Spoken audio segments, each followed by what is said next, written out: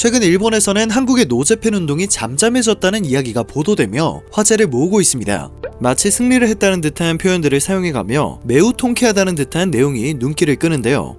근거가 너무도 부족합니다. 그리고 근거 없는 내용에 일본 네티즌들은 뜨거운 반응을 보이고 있는 상황입니다. 대표적으로 7일 일본 JB프레스에는 한국 정부가 최근 들어 우길기에 대한 단순 트집 잡기를 가속화했으나 이는 국민 전체의 의견을 대변하는 것이 아니라는 주장의 기고글이 실렸습니다. 한국에 거주 중인 타나카 미란 작가의 글이었는데요. 그는 독도 표기를 놓고 올림픽 보이콧을 거론한 한국이 이번에는 일본 골프 대표팀 유니폼을 들먹이며 또 다른 네거티브 캠페인을 전개하고 있다고 전했습니다. 또한 서경덕 성신여대 교수를 반일 운동가로 소개하며 국제올림픽위원회에 올림픽에서의 우길기 반입 및 사용 금지를 요구하는 서한을 보냈으며 친북 반일 반미를 내세우는 한국대학생 진보연합 소속 학생들이 우길기를 불태우는 퍼포먼스를 벌였다고도 설명했습니다.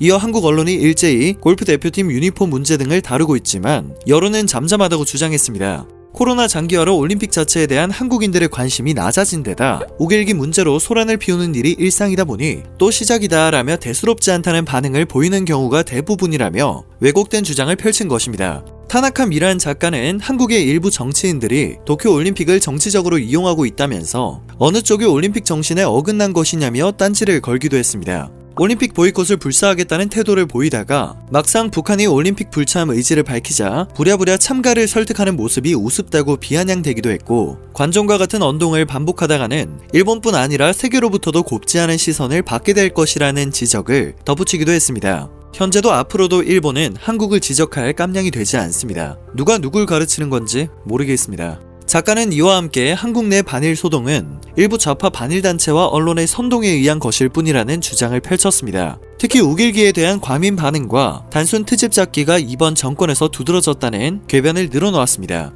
국내에서도 큰 인기를 끈 일본 애니메이션 케로로 중사와 귀멸의 칼날을 그 예로 들었습니다. 우길기 논란이 일법한 장면을 포함하고 있는 케로로 중사가 별 논란 없이 지나간 반면 귀멸의 칼날은 관련 논란으로 곤욕을 치러야 했다고 지적을 한 것입니다.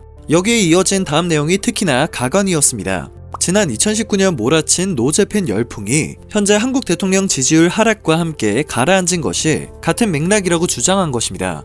노재팬 운동이 시들해졌다는 전제를 깔았기 때문입니다. 그러나 해당 전제는 순전히 기고자의 주장, 근거 없는 뇌피셜에 불과합니다. 3일 산업통상자원부 소재부품 종합정보망에 따르면 올해 1월에서 4월 소재부품 누적 수입액 647억 9,500만 달러 가운데 일본 제품은 96억 9,600만 달러로 15%를 차지했습니다. 이는 지난해 같은 기간 16.1%보다 1.1% 낮아진 수치이고 2001년 이후 역대 최저치입니다.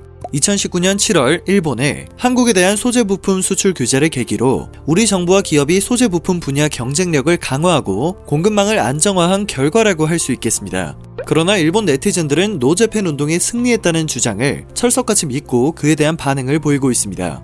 기고글에는 수백 개의 댓글이 달렸는데요. 내 주위를 봐도 태양의 모양 등을 우길기에 일일이 비유하며 떠드는 한국인은 없다. 벌써 노재팬 운동이 끝나간다니 정말 아쉽다. 당규가 실현될 때까지 한국인들이 더 노력해주길 바란다. 반일을 하니 세계의 미움을 받고 있는 것, 현실을 직시해라. 한일 우호는 완전히 불필요하다. 얻을 것이 하나도 없기 때문이다. 와 같은 의견이 큰 공감을 얻고 있었습니다.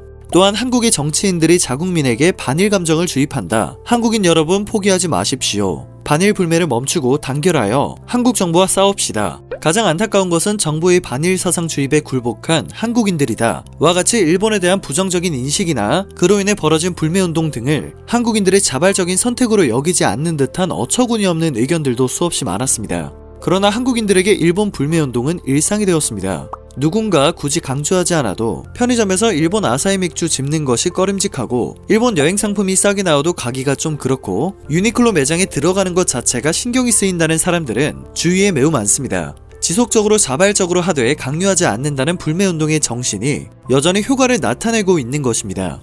노재팬 운동이 여전히 진행되고 있다는 사실은 여러가지 통계에서도 확인할 수 있습니다. 19일 금융감독원 전자공시 시스템에 따르면 지난해 롯데 아사히주류 매출은 173억 원으로 전년 대비 72% 감소했습니다. 불매운동 전인 2018년과 비교해서는 86%나 줄어든 수치입니다.